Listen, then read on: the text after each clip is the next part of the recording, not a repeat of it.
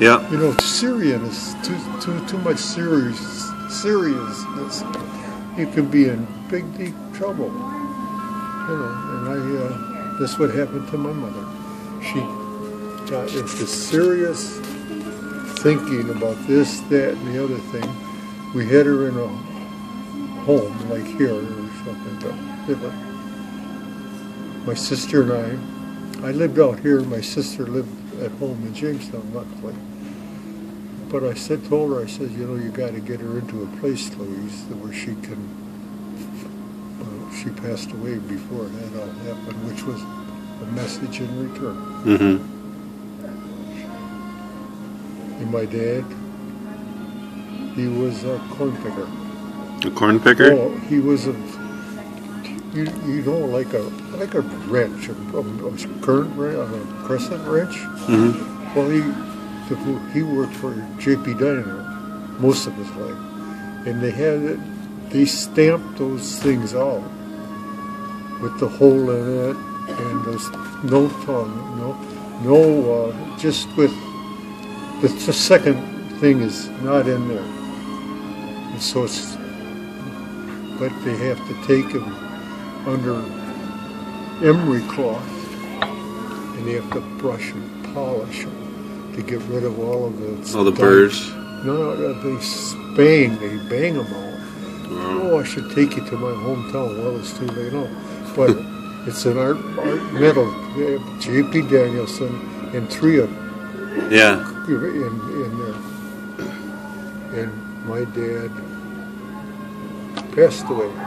And the doctor says that paper sawdust, I call it sawdust, but the paper, the stuff from he stood over like this over a wheel. Yeah. And like this and like this and this and this. There was no mouth guards or anything else. All the dust. All the dust. And they weren't like this either, because I went one day to get, and he's not like this. He's right like so that you can see. And I said, it's always green.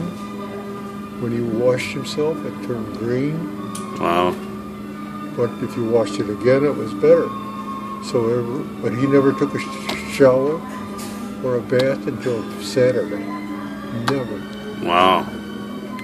And my mom would like overall legs or on the thighs. Mm-hmm. When he would rub back and forth, that stuff would go away, be shambles in a matter of time. Because when you're doing that, you're doing it with both hands across your thighs into this emery wheel and bringing it back and forth, back and forth. So before Mom ever bought her overalls, he was told to bring home his old ones. She washed them, patched them, and sent them back. And when she patched them, then he got the idea.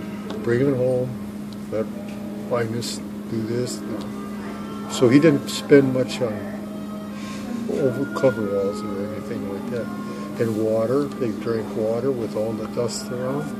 It was like a coal mine. Mm. You know, everything is you got stuff all over. So he died or buried her. He was only in his 50s. Oh, wow. Yeah. My mom was 90, so. Yeah. What are you going to do? Well, it's good that you made a better life than that, right? Yeah. Oh, yeah. Yeah. But the money was good. I mean, that's one thing. Can't argue with that, right? And Saturdays, he had all these chickens that I told you about before. Chickens, corn, pumpkins, everything. He had a regular farm, but he worked. And when the upper deck of the barn, I don't know how big it would be, but it was quite large, like this. And the chickens were up there. The cover for the wolf, for the coyotes or whatever. And then he had 2 outhouses.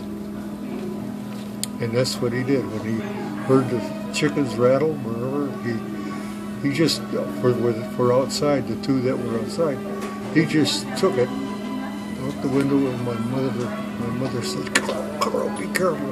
I mean, this is 3 o'clock in the morning. It was all when I went foggy. So he says, "Be quiet, Ines." That was my dad's mom, or my mom. So he goes over and he gets the double barrel, puts the 2 shells in there, and the cubs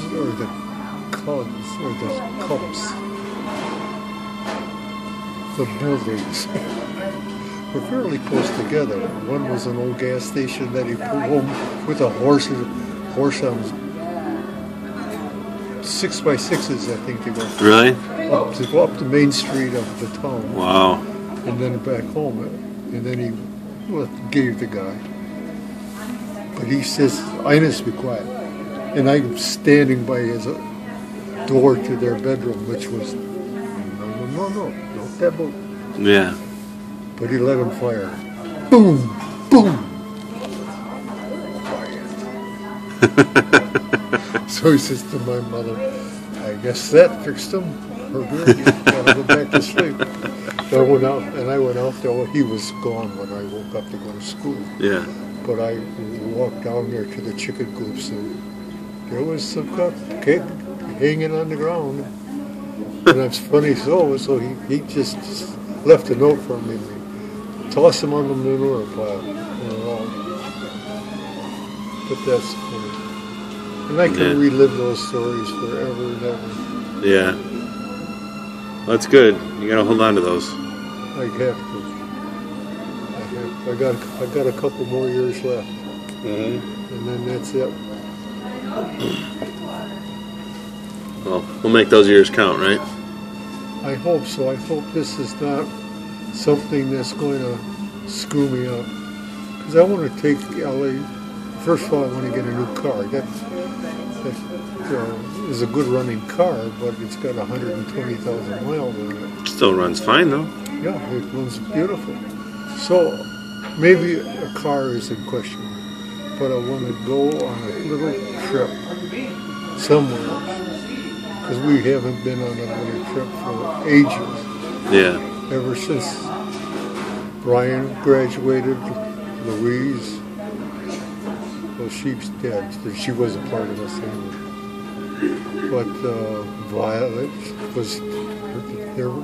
Violet was my cousin Violet. We went out to see Violet. Yeah. You, me, Grammy, and Bryce. We drove out there years ago. She's got money coming out of her ears, but she lives in not a crummy, but a building that's run by the church. I guess that's better. And I got a big friend across the street from him that used to work for the Erie Railroad, but he took me under his and brought me out here to